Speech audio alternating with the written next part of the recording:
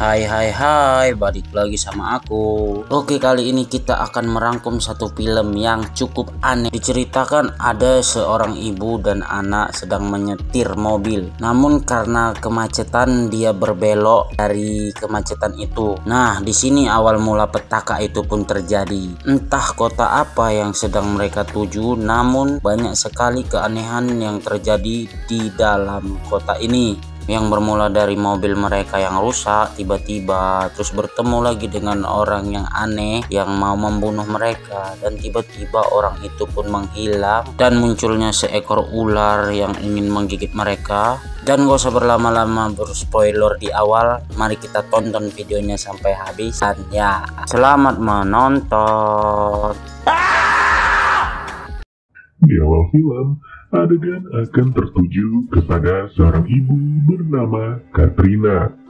Berlatar di tahun 2019, Katrina pun baru saja tiba di wilayah Texas demi menyusul calon suami yang baru bersama anaknya yang bernama Clara. Elephant? Where? What kind of dog was that? Small dog. Katrina sengaja meluangkan waktu untuk beristirahat. Ia tak mau perjalanan ini membuat Clara merasa letih sedikit pun. Meski sebenarnya, Clara adalah anak yang gak bisa diam, serta selalu penasaran dalam setiap waktu. Hingga suatu ketika, saat melanjutkan perjalanan, Katrina pun harus menghadapi macet akibat kecelakaan. Hal itu membuatnya memotong jalan demi terhindar dari kemacetan. Tapi aneh, walaupun jalan itu sepi, tak ada satupun mobil yang berani melintas. Tak tahu kenapa orang-orang rela untuk macet selama berjam-jam. Dari situlah Katrina pun gak mau berpikiran jelek. Yang kalau dilihat-lihat, memang benar tak ada mobil lain selain mobilnya Katrina. Namun tiba-tiba, bannya seperti melintas sesuatu. Hal itu membuat salah satu bannya bocor dan sudah jelas akan memperlama perjalanan mereka. Tanpa ada siapa-siapa di sekitar, Katrina mau gak mau harus mengganti ban seorang diri. Tempat anta beranta ini terlihat sepi tanpa ada pemukiman sama sekali. Nah, awalnya semua berjalan baik-baik aja. Tapi tak lagi setelah Clara mulai berteriak. You know, Poppy taught me how to change a tire.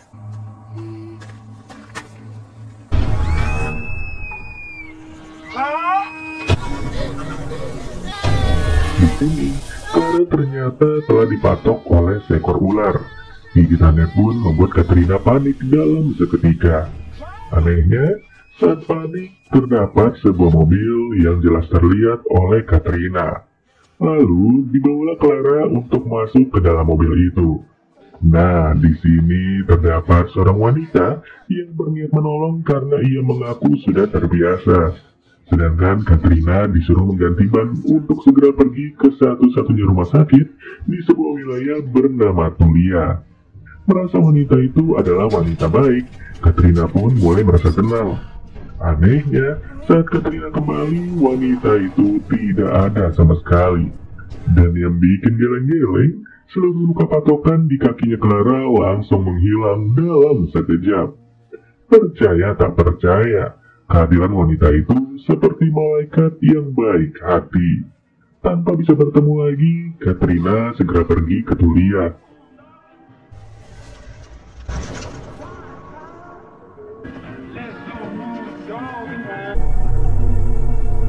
Kota yang hanya ditempati oleh beberapa penduduk ini benar-benar sederhana. Hanya terdapat beberapa ruko serta satu buah rumah sakit yang begitu diandalkan. Akan tetapi, si dokter malah berkata jika Clara sehat-sehat saja.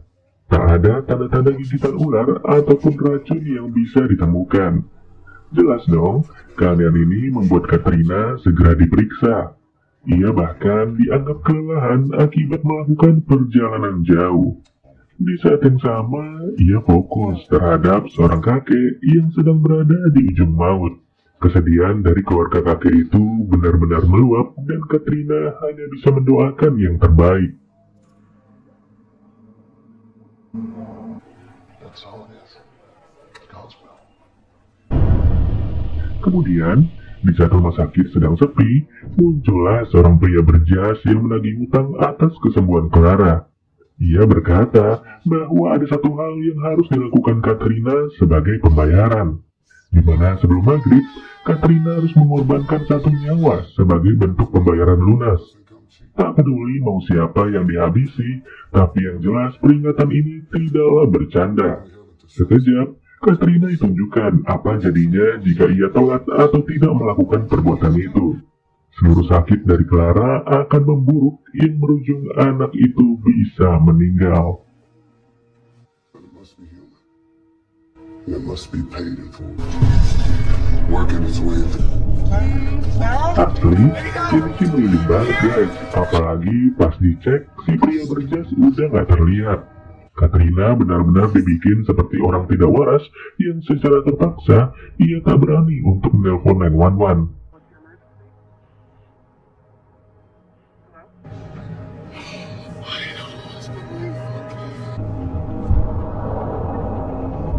Singkat cerita, beranjaklah Katrina ke lokasi kejadian. Ia berangkat seorang diri tanpa ada yang menemani satupun. Saat semakin dekat, Katrina lagi-lagi menemukan kejanggalan, di mana ternyata, percaya nggak percaya, van yang sempat ia lihat sudahlah hilang. Kemudian, muncul mobil minyak yang Katrina kira ingin membantu.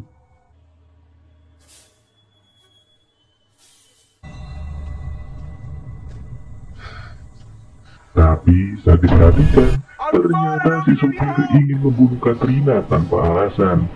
Dan anehnya lagi, ketika dilihat dari dekat, sekujur tubuh si supir telah dipenuhi oleh darah. Akibat peristiwa ini, Katrina nyaris saja digigit ular yang sama. Tapi beruntung ia tak terkena, di mana si supir beserta mobilnya langsung hilang dalam seketika. Nah, pada poin inilah, Katrina merasa kejanggalan yang begitu luar biasa. Keanehan berlapis-lapis membuat ia harus beristirahat terlebih dahulu di sebuah penginapan.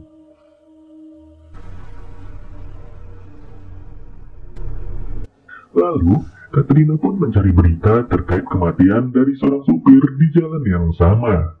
Ia juga melihat korban lain di mana terdapat seorang pengacara yang harus tewas akibat ditembak.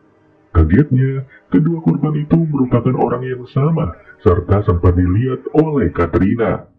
Berikutnya, dari 2 TKP, Katrina menemukan satu sosok yang benar-benar persis dengan seorang wanita yang menolong Clara. Belum tahu wanita ini siapa, tapi yang jelas, ia bukanlah manusia. Akhirnya, Katrina kepikiran suatu rencana busuk. Rasa pasrah yang berlebih membuat ia terpikirkan untuk membunuh seorang kakek yang sebelumnya ia doakan.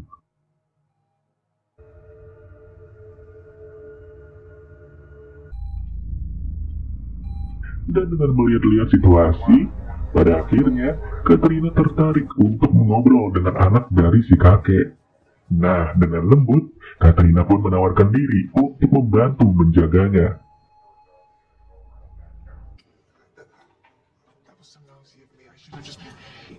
I could keep you company. Wanita itu benar-benar baik, yang bahkan ia mendoakan kesembuhan Clara. Tapi tak lama, ia harus pergi untuk menjemput adiknya yang berada di lobi. Lalu, atas kesempatan ini, Katrina berniat menyekap si kakek dengan sebuah bantal. Awalnya sih, Katrina udah siap ya, tapi ujungnya ia ragu dan harus bersembunyi di dalam kamar mandi. Atas keraguan itu, keluarga si kakek sudahlah datang dan Katrina tidak jadi membunuh. Apalagi, tepat di momen tersebut, si kakek telah menghembuskan nafas terakhirnya. Ya, kalau begini, nggak ada cara lain bagi Katrina selain mencari korban baru.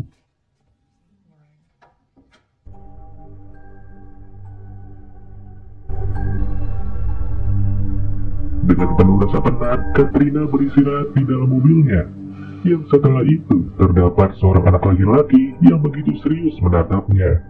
Tak tahu kenapa, tapi yang jelas ia sengaja turun dari sepeda demi mendekatkan diri.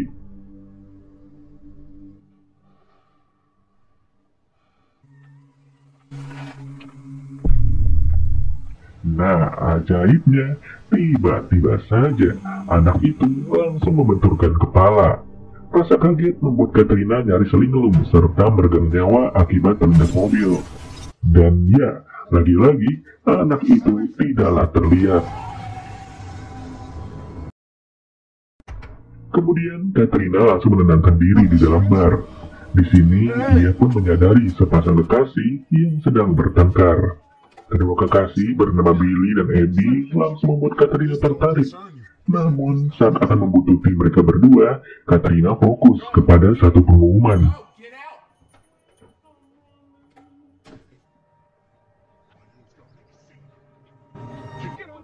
Di mana ternyata anak yang baru saja ia lihat telah dinyatakan hilang sejak tahun 2010.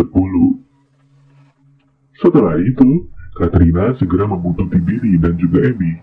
Ia bersiap untuk mengeksekusi salah satu dari mereka dengan menggunakan pisau buah.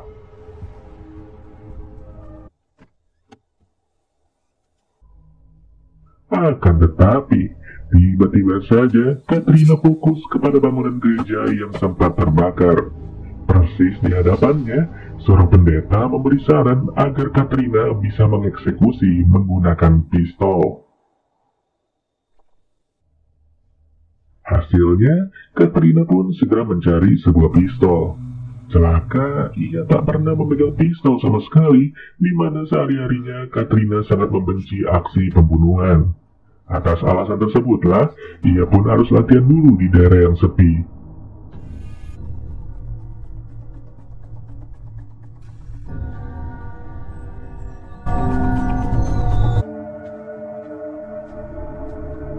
Sembari memantapkan rencananya, Katrina segera berangkat ke tempat tujuan.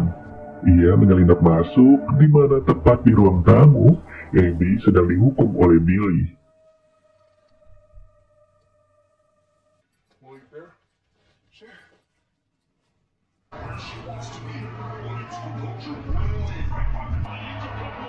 Nah, langsung saja, Katrina pun segera menampakkan diri. Ia mengancam Billy untuk ikut pergi, yang kagetnya Abby sendiri sangat mendukung aksi itu. Lalu, Katrina langsung mengajak Billy pergi ke satu tempat yang sangat terpencil. Dengan menggunakan mobil Billy, Katrina terus memeriksa kondisi di sekitarnya.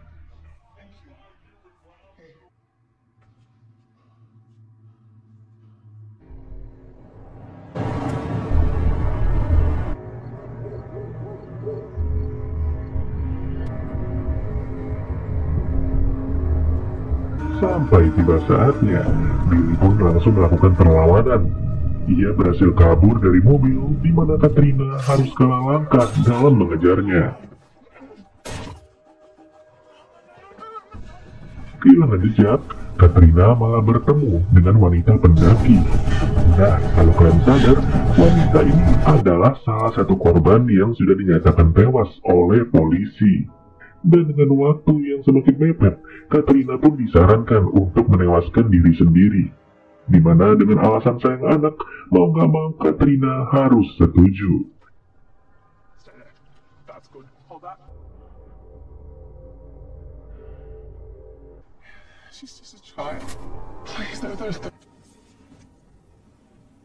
Sontak saja, direkamlah video terakhir dalam rangka pertukaran nyawa dengan anaknya sendiri.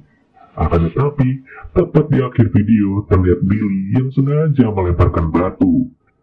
Hal itu pun membuat Katrina pingsan, di mana Billy segera meminta kunci mobilnya untuk segera pergi. Tapi tiba-tiba muncul ular yang sama dan Billy sendiri langsung dipatok sampai terjatuh. Iya, dengan Billy yang sudah sekarat, ular tersebut seolah-olah membantu Katrina untuk membunuh. Dan pada akhirnya, tepat sebelum maghrib, Billy pun dinyatakan tewas.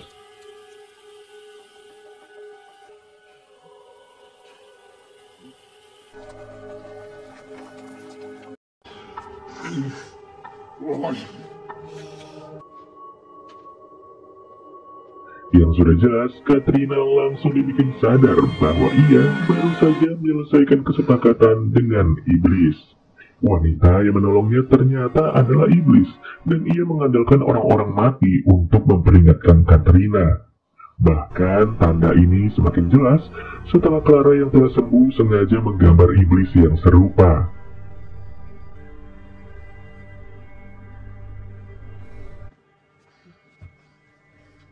Celaka bukan? Tapi mau bagaimana lagi? Bagi Katrina sekarang adalah Clara yang sudah sehat-sehat serta sangat ceria. Meski di akhir film, Katrina pun sadar bahwa Robili mulai gentayangan dengan modus meminta tumpangan. Ya, bagaimana guys film yang satu ini? Jujur aja, selama nonton langsung, bulu kaki gua udah pada naik. Tapi untungnya hanya bulu kaki aja yang naik guys. Ya udah, sampai bertemu lagi di video berikutnya. Dadah!